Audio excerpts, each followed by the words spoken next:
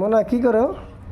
কালকে আমি দই বানিয়েছিলাম, হুম, তো সেই দইটা আমি আজকে তোমাদের দেখাবো যে দইটা কেমন হয়েছে। আনো এদিকে, আনো এদিকে দাও। কেমন? ওয়াও, হ্যাঁ, এটা হচ্ছে 2 কেজি দুধের আমি বানিয়েছি। আমি প্রত্যেকদিন 1 কেজি বানাই। তার জন্য কি আছে, আমি 1 কেজি দুধের যেরকম ক্যারামেল বানাই না, চিনির ক্যারামেল, তো সেটা আমি এটাও সেম বানিয়েছি আর কালার হয়নি।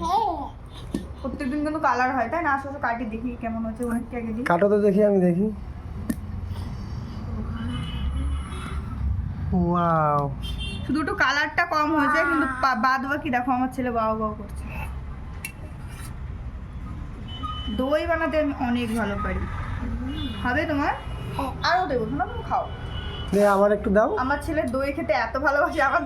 আমরা কালকে রাত্রেই দেখেছিলাম, হয়ে গেছিলো অনেকটা। আমার বর বলছে খাবো, একটু খাবো। আর না, আগে আমি সবাইকে দেখাবো, তারপরে খাবে।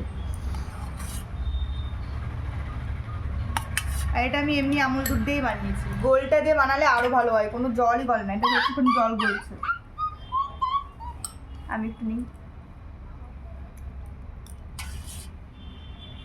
দইটা কিন্তু বেশ মানে দেখো, একবারেই আমাদের এত দই, ঠিক আছে, আমরা এটা কিনে খেতে পারি।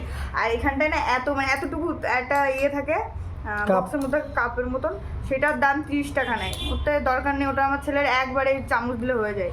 তাহলে আমি বানিয়ে দিই। কেমন? খাও মা, বেশি বেশি খাও, দেখো কেমন হয়েছে। বেশি খাও, সত্যি বলো কেমন হচ্ছে। এই যে দেখো, এই যে দেখো, এই যে দেখো, এটা কি?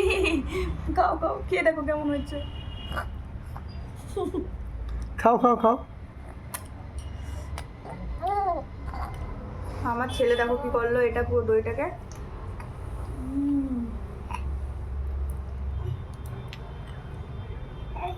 আমার বর বলছে খাবে। টাটা।